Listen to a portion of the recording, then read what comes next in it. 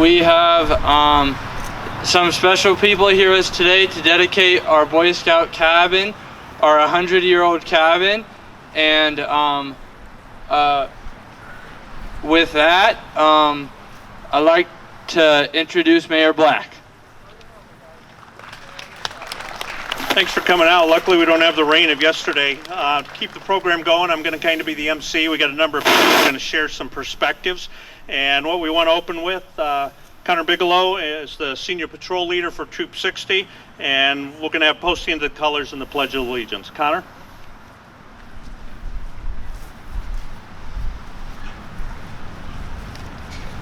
Color guard, attention. Color guard, forward march.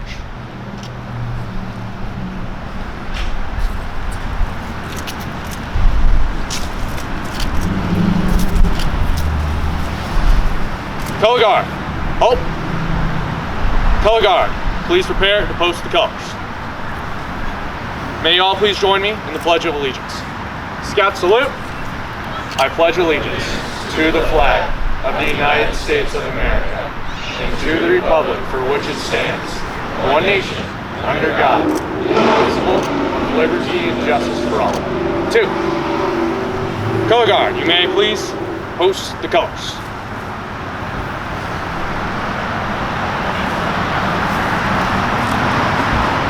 Color guard, retreat. Mayor Black.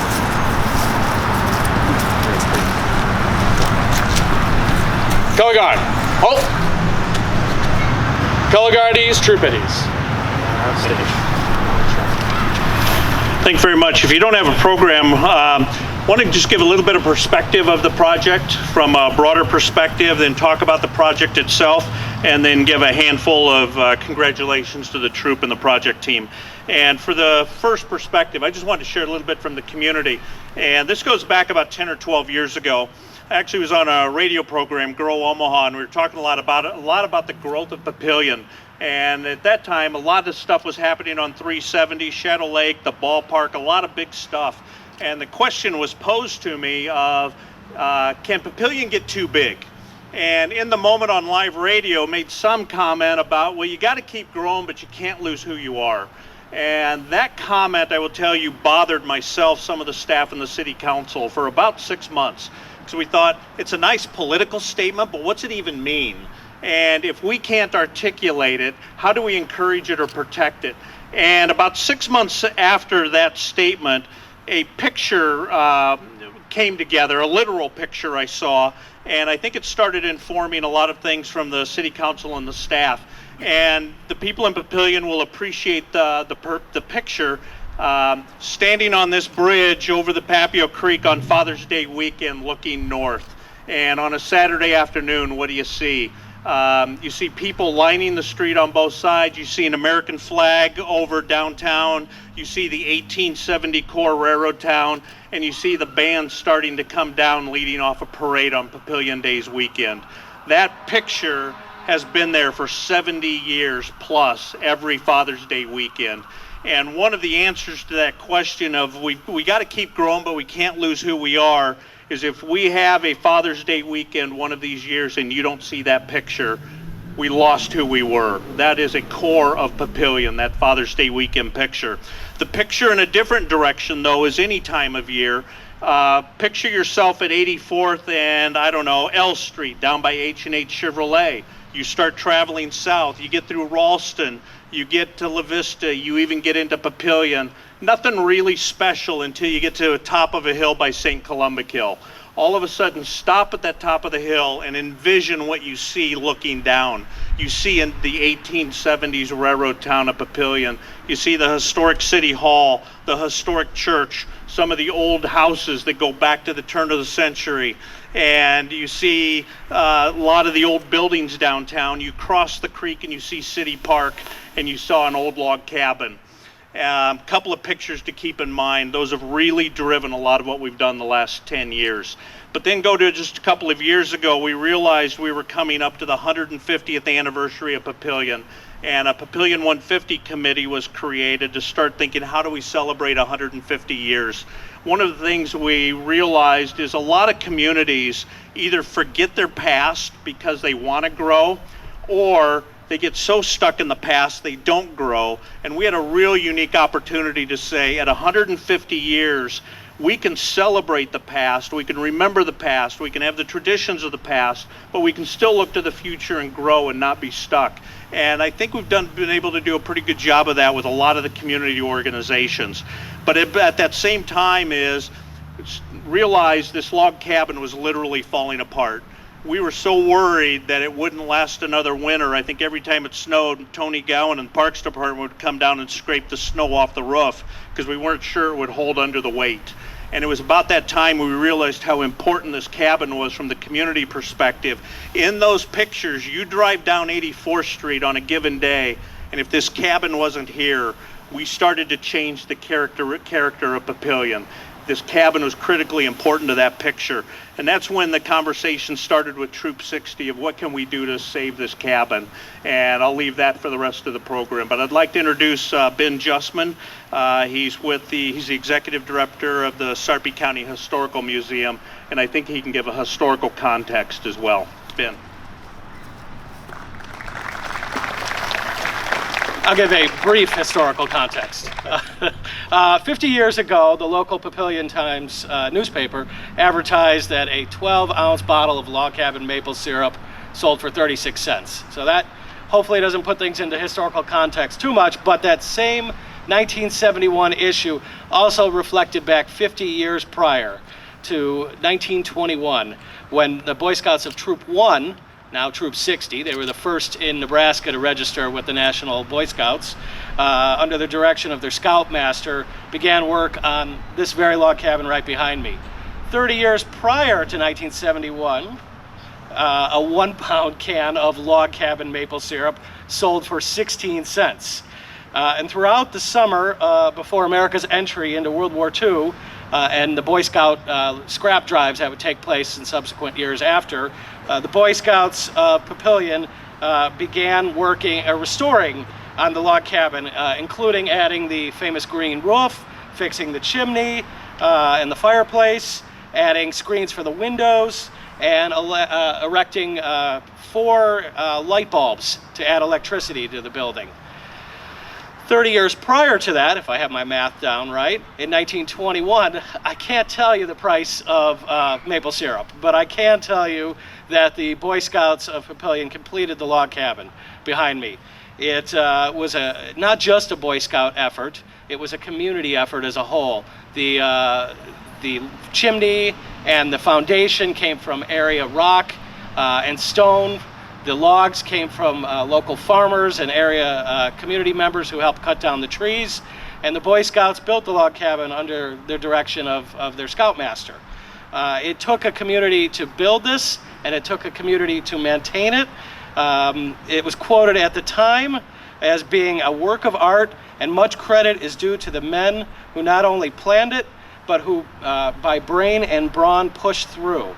And so here we are, 100 years later, from it being constructed in 1921, to celebrate this historical icon in the community. And as a historian, I can't tell you how thrilled I am to see the historical marker here, and so that not just the historians who are far off doing their own thing, but community members know that this place really matters to the community. So thank you very much. Ben mentioned the historical marker as part of the project. It did get recognized by the state of Nebraska as an official historical site, and that is part of the marker here. We're limited on the number of words, so there's a number of aspects of the story that are not reflected there. So Ben, appreciate your sharing. The troop, the Legion, I think has stories to add to it, so thank you very much. I want to spend time talking about the project itself. Invite Tim up. Tim was the project leader from the adult side, so he's going to talk about the restoration, the process of it, recognize the people involved, and then Tim, if you would also then make a special introduction to Julie as well, I'd appreciate that. Thank you, Mayor. Hi, I'm really glad to be here tonight because it means the project's completed. Troop 60 spent the last 4 years working with the City of Papillion to save our cabin. Any scout who's been in Troop 60 during that time has played a part in this project. Today we're here to celebrate the achievement. As Ben had stated, our cabin was built by local scouts back in 1921. It served as the prime location for meetings for several years after that, and since that time it has been used for our storage for our troop gear. Troop 60 has maintained the cabin traditionally over the years. A project that Ben didn't mention was an Eagle Scout project done in the mid-'80s that put another roof on and fixed holes in the walls. He also painted the ends of the logs green, and you can see that. There's one specific log on the southeast side that's a different color of green, and that records the 1964 flood crest. So there's a lot of little history in this cabin.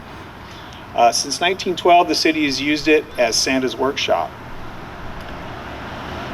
Back in 2017 is when I got involved. The city reached out to the troop to ask us what we could do to save the cabin. Back then it was in a really poor state. Mayor Black mentioned the roof issues. We also had walls with big holes in it, and there was a lot of slumping going on the north side. We put a team of scout leaders together, and we met with the city leaders, and we had many meetings to plan out what we needed to do. A lot of what needed to happen was to find out if we could actually do this, because this cabin's in a floodplain. So the city attorney got involved, and we got all the permits lined up and came up with a plan and moved on to what was probably the most daunting task. We set an ambitious goal of raising $30,000. We put the word out through GoFundMe and social media and just word of mouth to the community. And after about 6 months, we met our goal. So, I mean, meeting that goal was awesome. After that, the fun work started. We cleaned out the cabin. Our scoutmaster, Mr. Lively, provided space at his shop to store everything. We figured it would take 6 months, and here we are 2 years later celebrating the completion of the job. Thank you, Mr. Lively. When we cleaned it out, we found all sorts of interesting items. Examples were a mummified squirrel, old soda bottles, and ancient newspapers. We tore out the floor. The city partnered with us and supplied mobile dumpsters, which we easily filled. After that, and it was about 2 years ago this week, Emsor Moving came and lifted the cabin, moving it off its original site about 30 feet to the north, where they could dig out a new foundation. 1 month later, the cabin was set back down, and everybody noticed how much the roof had straightened out. The next step in this is once the cabin settled, we removed the old chinking. The chinking is the concrete between the logs that keeps it secure. So we removed the old chinking, scraped off all the old bark, and filled up a lot more city dumpsters doing that. After we finished, we stepped back and we looked at it, and we found that we had a nice vintage corn crib. Next up was the roof. We contacted Ryan Siefkin from Siefkin Roofing. Ryan came down and took a look at it, and he told me he goes, this is a pretty straightforward job. It'll probably take us 4 hours in the afternoon. Once they removed the roof, they found a layer of shake shingle and a lot of other things they weren't expecting. They were able to put on a new OSB deck, nice, beautiful green 30-year shingles, and 3 days later, we had a new roof. The cabin also has a new floor. That was designed to look like designed like a house deck, and that was finished last winter. The final thing we did was put in the new chinking. And chinking involves mixing up concrete and some other things and putting them between the logs. That was kind of the most intimidating part of this project from my perspective, because I had no idea how you do that and how you hold the concrete in. We finished that last summer. Finally, we electrified the cabin. We worked with Sean from the city, who put us in touch with Paul from K Electric. Paul came down and we took a crew of about 10 scouts, and Paul taught them some basics of industrial wiring. Scouts were bending conduit, pulling wire, and hooking up switches. When we were done, we had a beautiful new electrical system in the cabin that meets commercial standards. When a project is completed, it's important to recognize the people who contributed to it. And I'd like to thank Ryan from Seepkin Roofing, Paul from K Electric, John from A&R Salvage, who let us use his milling machine so we cut the logs that we replaced on the north side of the cabin.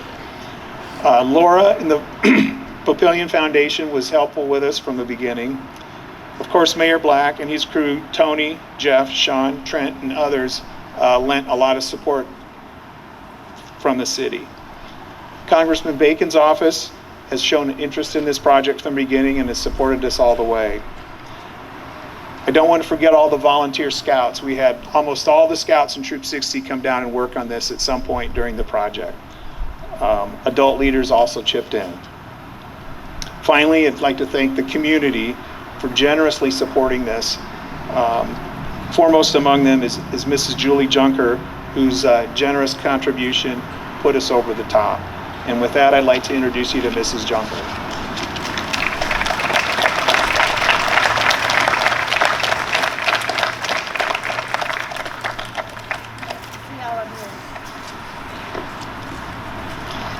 Good evening and hello. My name is Julie Junker. With a name like that, you'll never forget me is always my joke. And yes, I married it. I wanted a simple life of being a wife, a mom, and a nurse. But that all changed on a cold February morning in 2014 when I lost my husband of 25 years to suicide, Vernon Junker. Vernon is the reason why I contributed to this cabin. Our families, which includes our two boys, Kyle and Eric, who are here, are both Eagle Scouts of Troop 60. We have spent many hours in the cabin, especially during Papillion Days fundraising. The amount of pop and coolers and ice that can fit in that cabin in June is a sight to behold. And if it's real hot, you shut the door, you turn on the fans, and you open a couple of the ice coolers and you make your own air conditioning. How many of you did that? Quite a few. The troop knew that the cabin needed work and funds were needed. I decided after Vern left this world that I wanted to be involved with this project of cabin restoration.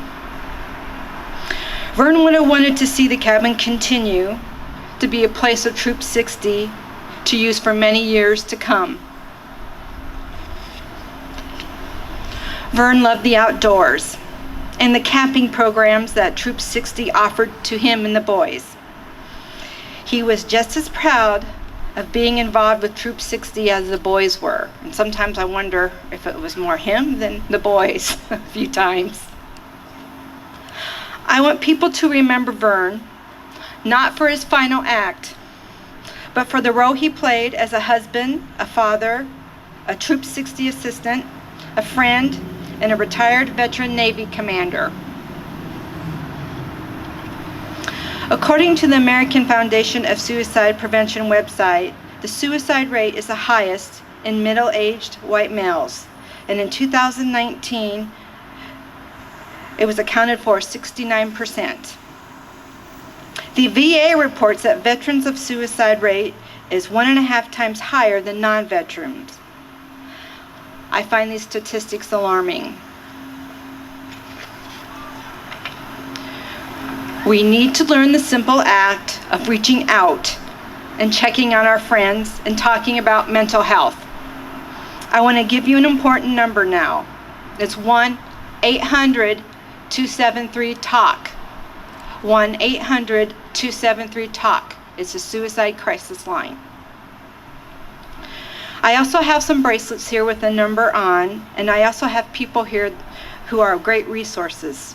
I have over here Jen Moffitt, Joanne Thurlow, Aileen Brady, and Cindy Horning. They all belong to the American Foundation of Suicide Prevention. They'll be more than willing and happy to talk with you. You can also go to the website, afsp.org. We also have Laura Fisher, I apologize, at Ease, and they are at easeusa.org. And she works with veterans with PTSD, which I think is very important. Thank you all, beautiful ladies, for coming.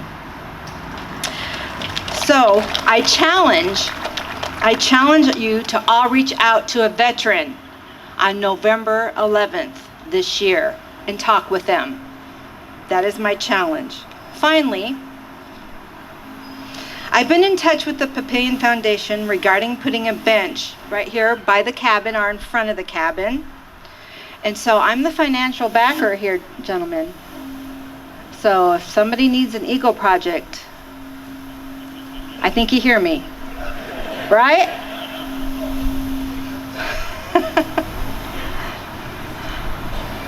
I want to thank Troop 60 for all the beautiful memories, Mayor Black for inviting me, Carrie Crew for being here, and to all the other beautiful people I see tonight in this crowd that support me.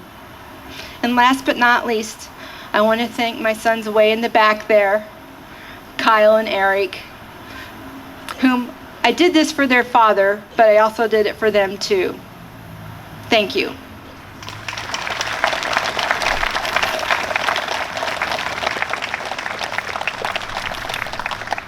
Hope you get the sense as you drive down and look at the cabin, it's a lot more than just a cabin, but it's critical to history, Papillion's vision, who we are, but now even with that story, the connection of it even to suicide prevention.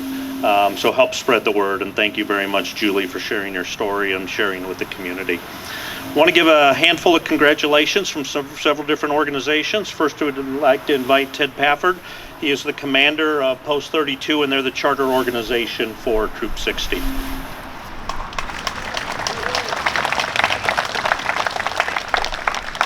Hello, my name is Ted Pafford. I am the commander of American Legion Post 32, right behind us over here. Our post has sponsored Troop 60 since I think it was 1982, so just about 40 years now. A couple of people I'd like to mention is Vern Shad. He's I think he's here today. Vern, raise your hand. He's our liaison between the American Legion and Troop 60. And of course, Joshua Lively. Both fellow veterans and Legionnaires, so we're happy to have them as members of our post. But most importantly, I'd like to thank Troop 60 and all their hard work that they've done on the cabin. So thank you, Troop 60.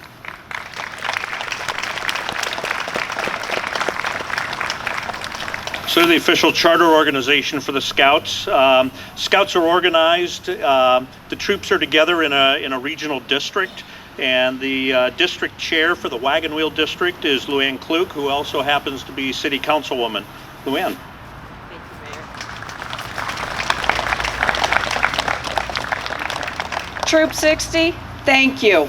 Thank you so very much. It is really an honor and a privilege for our district to have a landmark like this in our area. Not only does this serve 60 well, but it has served other troops well throughout the years when 60 has opened the door and said absolutely. 463, Troop 359, if you want to store some stuff here for a short time or partner with us on different activities, yes, please. And that is the spirit of scouting. We try to show that we do work together, that we reach out to help another person, whether it's in a scouting event or if it is in a community event. That's why you see so many of our young men and now our young ladies working during events such as Papillion Days, making our communities better and stronger. I would be remiss if I didn't also mention that we also have Troop 461 and 488 that are right here in the Papillion community. 60, you have definitely led the way. You have shown so many people that scouting is amazing. You continue to be one of the strongest troops going in our district, and we are truly blessed and fortunate that you are here. So thank you. Thank you for doing this restoration project, and I hope that you and many more continue to be on the path that scouting has set us of being the leader in creating moral and ethical leaders for tomorrow. Thank you, Mayor. The Wagon Wheel District, which Luann is over, covers most of Sarpy County and northern Cass County, so a lot of troops. So thank you, Luann. Next is Mr. Chris Mahaffey. Chris is the CEO of the Mid-America Council, which is a number of districts and covers a couple of different states. Chris. Thanks, Mayor. It's a pleasure for me to be here today, especially with so many great young people that are behind us, that are working together to learn leadership and character development on a weekly basis. We serve, Mid-America Council serves 58 counties in western Iowa, 35 in western Iowa, 22 in northeast Nebraska, and Union County, South Dakota. Nearly 10,000 young people are part of our geographic area, and it takes almost 4,000 volunteers to serve that many youth. We do serve young ladies as well as young men, and they're all on the path to be better leaders in the future. They're practicing now on how to be a leader by making mistakes and learning from them on a regular basis. Scouting creates a community of like-minded individuals that believe in the same mission and the oath, and it is great to have so many of you here today to take part in this great dedication. Troop 60 has been an anchor in scouting, not only here in the Papillion area, but in the Mid-America Council for 100+ years. So many great volunteers come through this particular troop, and we get great Eagle Scouts that come through this troop and then come back to serve as volunteers. And we also have a board member that is an Eagle Scout that you'll hear from in just a few minutes. If you've got any questions about scouting, check out mac-bsa.org. And if you've got questions that you don't find answers to on the website, I'd love to talk to you individually. Mayor, thanks for having me here today.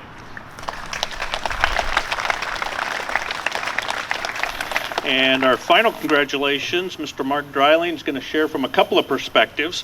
One, he is an Eagle Scout from Troop 60, so I think he'll share a little bit just as representing all the alumni Eagles.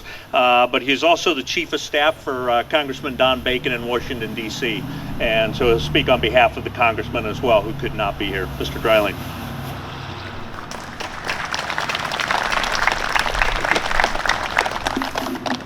Thank you, Mr. Mayor. It's quite an honor to be here this evening. Can everyone hear me all right? Okay. It's quite an honor to be here this evening.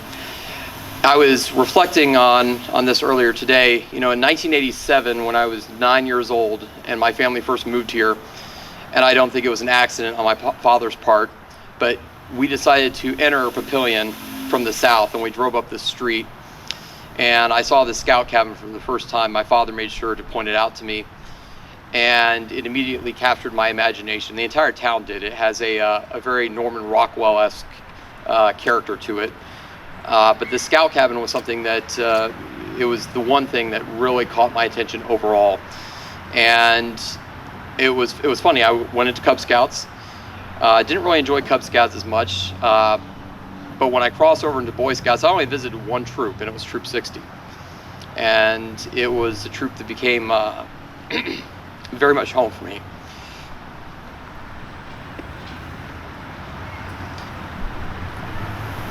I don't get emotional a lot, but I do get emotional about this troop. So, pardon me for a second. But when I look at this troop and when I look at what it has produced, it's very humbling, first of all, to be standing up here representing all the Eagle Scouts who've come out of this troop. Because when you look at the Eagle Scouts, we have had so many Eagle Scouts, so many Scouts in general who've come out of this troop. They've entered into various professions, the medical profession, they've entered into the military, they started businesses, they're entrepreneurs. We have such a great record of success when it comes to the Eagle Scouts in this troop. And it's very humbling to be a part of that. And in addition to that, the one thing I also want to personally note here is that this troop wouldn't be the troop it is if it wasn't, first of all, for the support of the community, and most importantly, for the support of the outstanding volunteers who have served it so loyally over these many years. I look back to my Scoutmasters, Don Whiteley, Bill Webb, Mr. Cook, Mr. Wilcox. Those were my first 4 Scoutmasters.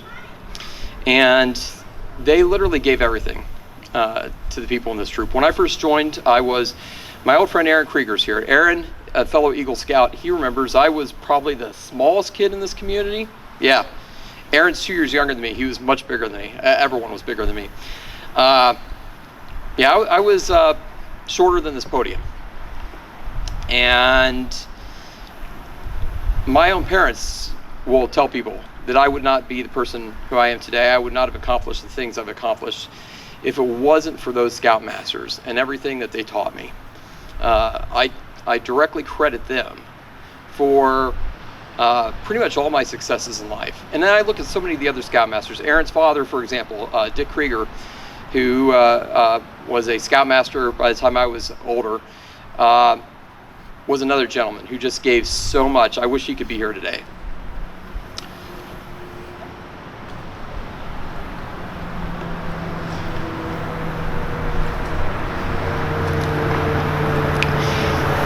And I look at the Scoutmasters now, following in those same footsteps.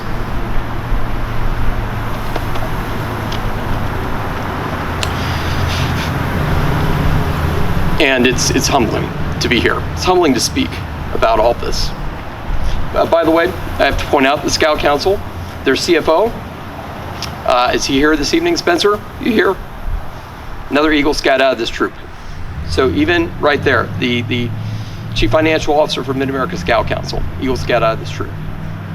So again, it's humbling. And this troop has built so many leaders. This community is what it is, in my opinion, because of the scouting organization and this troop. Our country is in a better place because of a troop like this. And I only wish that every community in America could have a Troop 60 in it. And just imagine where we would be. And I want to finish by reading tomorrow on the floor of the House of Representatives. Congressman Don Bacon is going to be, unless the House schedule goes crazy, and then it'll be pushed a day. So forgive me if it goes crazy tomorrow. But if the House schedule sticks to how it's supposed to be, tomorrow Congressman Bacon's going to be giving remarks on the floor, and I will read them real quick. Madam Speaker, I rise today to recognize Boy Scout Troop 60 of Papillion, Nebraska, for their efforts to partner with the City of Papillion to preserve the community's historic 100-year-old Boy Scout cabin. Originally formed in 1913 as Troop 1, they began building the log cabin in 1921 under the leadership of Scoutmaster the Reverend B. Johansson to be used as the troop's headquarters. In June 1922, the Papillion community dedicated the Scout cabin, and it has been in continuous use since that time. The cabin is an iconic landmark in Papillion City Park, celebrating pride in both scouting and the community. It is believed that this Scout cabin could be one of the oldest Scout cabins in continuous use west of the Mississippi. Troop 60 recently finished renovation of the historic cabin, preserving it for another 100 years and for generations to come. The restoration was part of Papillion's 150 celebration. Papillion 150 was a community movement that recognized the City of Papillion's 150th anniversary, having grown from an 1870s railroad town that was on the main line of the Union Pacific Railroad to now being one of the fastest growing cities in Nebraska. I also recognize the troop's longtime sponsor, American Legion Post 32, who has mentored Troop 60 to be the shining example of the positive impacts of scouting. Throughout Troop 60's history, it is estimated that over 200 individuals have attained the rank of Eagle Scout, and many of those have gone on to become leaders throughout the community of Papillion, the state of Nebraska, in the military, and even in the halls of Congress with my own Chief of Staff.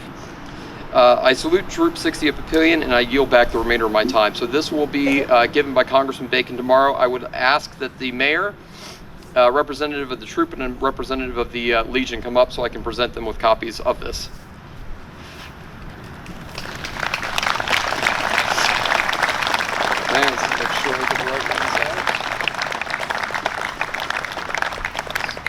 Here's a copy of the Legion.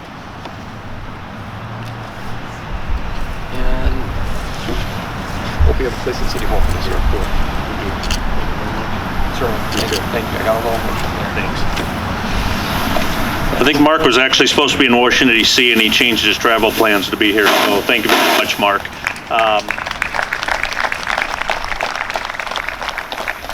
Just want to wrap it up real quick. I hope you get a sense a little bit of the scope of this project, both in its significance and also the complexity. Tim mentioned how complicated it was from building it. Thought it was going to be 6 months. It took a little over 2 years. From the city side, it actually was an extremely complicated project. There were questions of ownership, questions of control, questions of use. Could it even be repaired because it's in a floodplain or a floodway? Which there's federal regulations involved with that, which is when we reached out to the congressman's office to actually help with the Corps of Engineer and the Natural Resource District if we needed it. So extremely complicated project, and a lot of people came together. And just want to thank you, everybody, because again, if it wouldn't have occurred, I don't think this cabin would be standing today. I don't think it would have survived a couple of more winters, and it's so critically important to the community. So thank you, everybody, for showing up. Connor, would you retire the colors?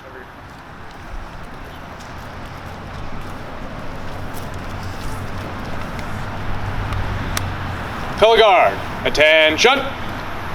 Color guard, forward, march.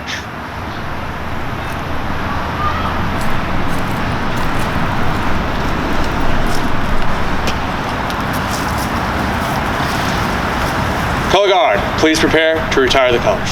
Scout salute. Color guard, you may now retire the colors. Color guard, forward, march.